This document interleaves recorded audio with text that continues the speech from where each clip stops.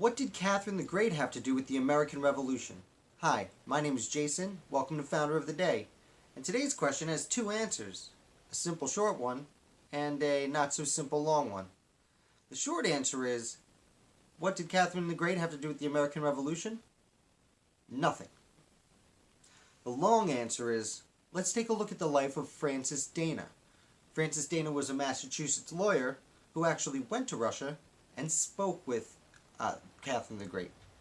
Now, Dana's first office was just as the American Revolution was setting in. He was elected to the Massachusetts Revolutionary Assembly, and soon thereafter was chosen by the Continental Congress to go to London, where he first met with Benjamin Franklin, and soon thereafter heard the war broke out and said goodbye to Franklin, who ran back home.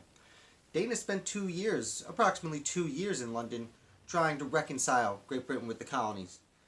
And eventually, word came across that independence had been declared, and it became abundantly clear that there was no reconciliation to be had, so Dana returned home, and he was actually then sent to the Continental Congress, where, funnily enough, he served with his father-in-law, William Ellery, and was a signer of the Articles of Confederation. During this time, he was actually chosen to go to Valley Forge and assist Washington and soon thereafter Baron von Steuben in reorganizing the Continental Army. He spent about 3 months at Valley Forge and was one of the only Continental Congressmen to spend a significant amount of time camping with the soldiers. So a few years go by, and then he is chosen to go to Russia to meet with Catherine the Great, and he is actually the first American minister to Russia. Now, what's interesting about Russia at the time, Catherine the Great had just started an organization called the League of Armed Neutrality. And the point of this league was to get a bunch of the smaller countries of Europe together to protect each other so they can continue trading with nations that were at war. So, for example, at the time, Britain and France were at war. And a country like Sweden wanted to trade with both Britain and France. I don't know what they'd be trading, presumably herring or something of that nature. But, if you traded with Britain, France would attack you, and if you traded with France, Britain would attack you. So Catherine the Great had assembled this League of Armed Neutrality in an effort to say, hey, Britain, France, no, all these countries are still going to trade with both you. You leave us out of it.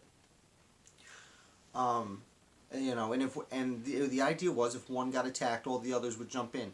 It's a similar idea to basically what happened with the beginning of World War One. A little bit more than a century later. But so Catherine the Great had formed this League of Armed Neutrality, and France had agreed to their terms, and the United States actually agreed to their terms. Great Britain didn't agree to their terms. Now, Britain wouldn't do anything to bother them. They'd just accept it was happening without officially acknowledging it. Presumably because France and the United States, in their opinion, sure, United States, they were agreeing with it, so on principle they really couldn't. Anyway, so Francis Dana goes to Russia, and unfortunately, Catherine the Great and the nation of Russia refuses to acknowledge him as a minister. Now, he spends about 3 years there and really doesn't get much done, but they couldn't acknowledge him because, first of all, they were trying to maintain peaceful relations with Britain, and siding with their rebellious colonies was not necessarily something they could do. Russia at the time had, yes, a lot of people, but they were not the same nation they would even be, 20 years later when Napoleon mistakenly goes in. Now, the other reason that Catherine the Great was nervous for accepting a United States minister is they liked monarchy, and they didn't really want to be friends with people who didn't like monarchy. Because, Catherine the Great was a monarch. And, for example, France, King Louis would very soon find out what would happen if you became friends with anti-monarch revolutionaries. He would get his head chopped off, for those of you who are not familiar. But anyway, as far as Russia goes, so like I said, the short answer is Catherine the Great didn't do anything regarding the American Revolution.